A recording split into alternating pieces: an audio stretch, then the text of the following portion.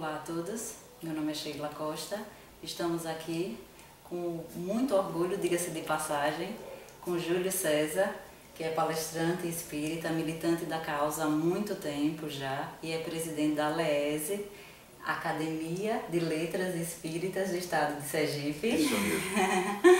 E vamos falar sobre família, um tema que eu acredito que é extremamente atual, nunca vai deixar de ser, né, e de grande importância.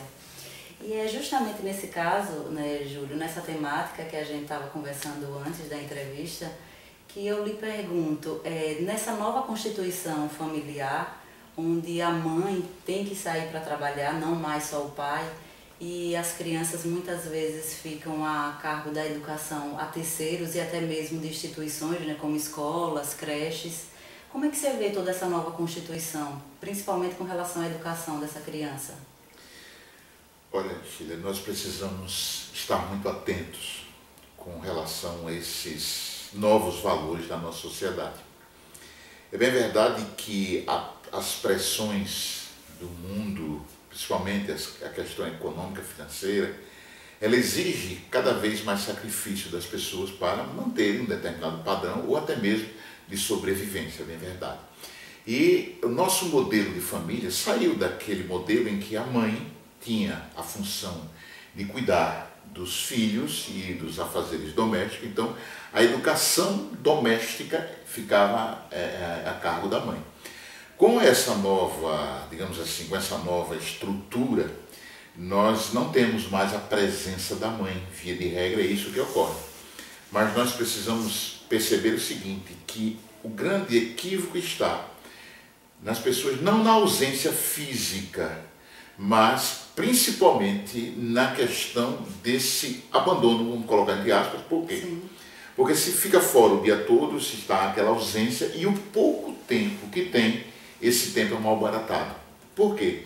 Porque não é aproveitado esse tempo, as pessoas não conversam mais. Então o seio familiar é um local onde as pessoas têm de interagir, as pessoas têm de conversar, as pessoas têm de se conhecer. Então hoje nós temos o advento da tecnologia e a custa de comunicação, nós temos as redes sociais, todo mundo tem um aparelho celular hoje e preferem às vezes a comunicação via essas redes do que mesmo conversando tete a tete. E aí é onde eu vejo o problema. Por quê? Porque nós mandamos os nossos filhos para a escola e nós achamos, porque estamos trabalhando, estamos produzindo valores financeiros, econômicos, nós temos condição de pagar uma escola dita boa, mas essa escola vai dar a educação ortodoxa, física, matemática, química, tudo.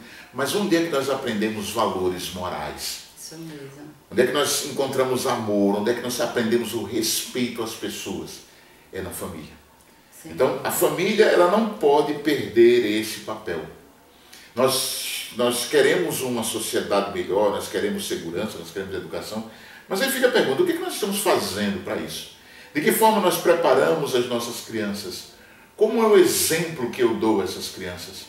Como na figura do pai. Há uma história bobinha de um caranguejo, um filhotinho de caranguejo que caminhava na praia. Aí a mamãe caranguejo disse, olha, meu filho, você tem que caminhar para frente.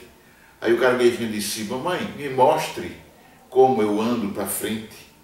Ou seja, o caranguejo anda de lado. Então a mamãe, nessas simples fábulas, que vão ter aqui apenas uma síntese, a gente percebe que as nossas crianças precisam de exemplo. Vamos para o modelo e guia da humanidade, Jesus. Jesus não escreveu uma palavra. A única referência que diz a escrita de Jesus, sabe-se lá se é escrita, é naquela passagem da mulher adúltera. Mas por que a mensagem de Jesus marcou? Por conta do exemplo. Jesus, o mais importante de Jesus, as palavras são importantes, mas foi o seu exemplo. Aqueles momentos em que Jesus silenciava, olhava para as pessoas e a sua ação marcava. Deixava perplexo aquele. Então, nós precisamos conduzir as nossas famílias novamente para esse rumo. O rumo do exemplo, a família precisa centrar em valores éticos, morais. Isso é que eu entendo como valor de família. A ausência física, a presença física é importante. Não é a ausência que diminui a qualidade do trato da família, mas sim essa presença, quando ocorrer, seja intensa, participativa e que intere as pessoas. Quando você falou isso mesmo, me veio, muitas vezes questionamentos, até quando a gente sai para restaurante, que a gente vê o pai, a mãe, outros familiares, cada um no seu celular e a criança ali para ficar quietinha ou até mesmo em casa sempre no tablet, né? Pois é, há pessoas que ofertam esses artefatos às crianças para que as crianças fiquem distraídas ali com aquele aparelho e não atrapalhem. Não atrapalha, exatamente. Então a gente precisa rever isso. Nós estamos criando o quê? Seres solitários. Nós estamos criando seres egoístas. Por quê? Porque eles se bastam apenas com um aparelho. E a gente não pode esquecer que essas crianças são crianças especiais, né? Extremamente inteligentes, de uma nova era que a gente espera, né? Exatamente. São espíritos que vêm para o nosso orbe, encarnam aqui, e eles têm uma gama de conhecimento muito maior do que o nosso. Muito maior do que o nosso. Então a gente precisa começar a aproveitar isso, precisa perceber isso e ver que é o momento da gente interagir, é o momento da gente ensinar amor às nossas crianças. O que é que nós queremos da sociedade no futuro? A gente diz, que mundo meu filho vai herdar? Não, que filho o mundo vai herdar. Exatamente. Esse aqui é a grande questão. E nessa mesma constituição familiar, aí eu lhe pergunto outra coisa assim que me veio aqui à mente, que até eu já ouvi falar que tem escolas hoje que já não fazem mais festas do Dia das Mães, do Dia dos Pais, por conta dessa nova Constituição, onde existem 2 mães ou 2 pais. O que é que você tem a dizer sobre isso? Olha, eu tenho uma opinião seguinte: nós precisamos pautar os nossos relacionamentos no amor fraterno. Eu, particularmente, eu vejo que a gente tem que ter muito cuidado com a questão, a sexualidade, a gente tem que falar da sexualidade. Sexualidade, a opção sexual é uma coisa do ser humano. O ser humano está ali, a opção é dele. Agora, o desregramento sexual, aí é um problema de comportamento. Perfeito. É um problema de índole. Então veja só, que diferença há entre um casal hétero que ele, digamos assim, é extremamente desregrado com relação ao sexo, de um casal homo? Qual a diferença? O desregramento sexual não quer dizer a heterossexualidade ou homossexualidade, não. Quer dizer desrespeito à integridade moral do ser. Então, veja só, nós estamos vivendo uma época em que nós temos pessoas abandonadas. Eu lhe digo, o que é melhor? Deixar uma criança que foi abandonada por um casal hétero ou que ela seja cuidada por um casal homossexual? O fato da homossexualidade não é o problema, repito. A prática da homossexualidade é que diz. Então nós precisamos ter respeito à pessoa humana, nós precisamos ter amor, nós precisamos ter cuidado com as nossas crianças. Então, a opção sexual é de cada um, nós devemos respeitar. Na verdade, é o respeito que importa, é o respeito, né? que importa. A pessoa se dá. Exatamente, respeito em todos os sentidos. Sim. Não há lado certo, como alguém quer colocar. Eu vejo com muita preocupação, por exemplo, a ideologia de gênero. Porque a gente tem que entender o seguinte: biologicamente se nasce fêmeas e machos. Sim. A opção sexual é uma coisa da pessoa, então é outra, é uma escolha, e a gente tem que respeitar isso. Agora, isso precisa se fazer respeitado.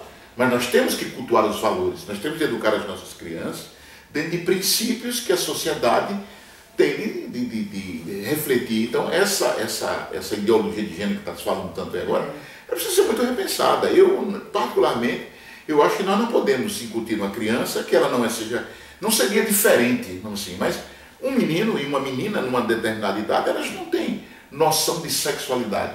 O aparelho genésico de uma criança, de um menino e de uma menina, eles vão se olhar, vão se estranhar.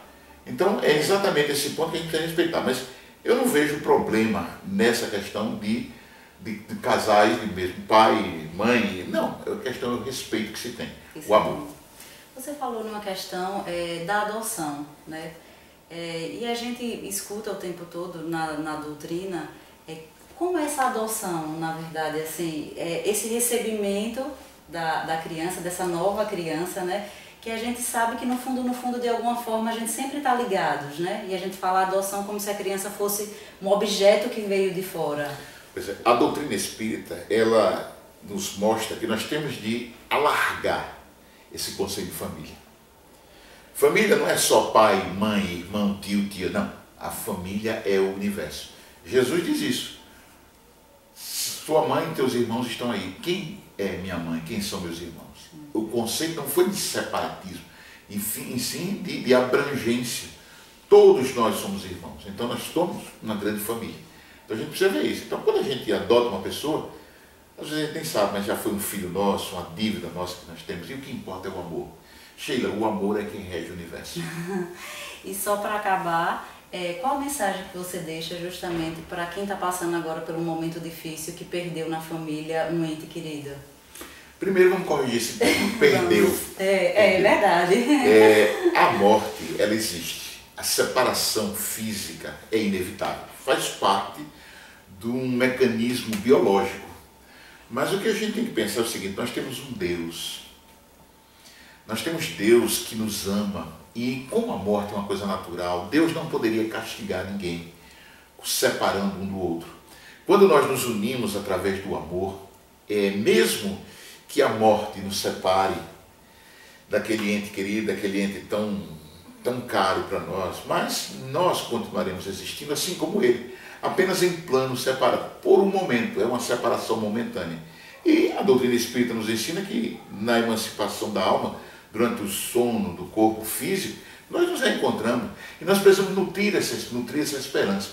Nós temos de pensar nisso. Eu amo aquele ser que partiu para o outro lado como ele me ama. Então nós estamos muito, mas muito unidos por um laço de amor. Então o que é que eu digo? Tenha fé, tenha esperança, ame do mesmo jeito. Você precisa entender que a separação é momentânea e que o bom Deus é Pai de todos nós. Então Ele não iria nos separar, jamais. Então entendamos a morte como uma passagem. É uma porta que nós abrimos para atravessar um grande corredor. E muitas portas, muitas encarnações. E fechamos uma porta, abrimos outra e seguimos essa nossa jornada chamada evolução, chamada vida. Tá certo? Então é o que eu digo para todos nós que estamos aqui, que estão nos ouvindo, que estão nos vendo, que tenhamos fé. Deus é acima de tudo o amor. E o amor não combina com sofrimento. Nós sofremos porque, de certa forma, nós não conseguimos olhar a vida como ela é, extremamente bela. Acho que não preciso dizer mais nada, né? Só agradecer a todos e a Júlio César. Por nada. Foi uma honra, mais uma vez. Como eu já disse, eu sou fã dele. Obrigada a todos.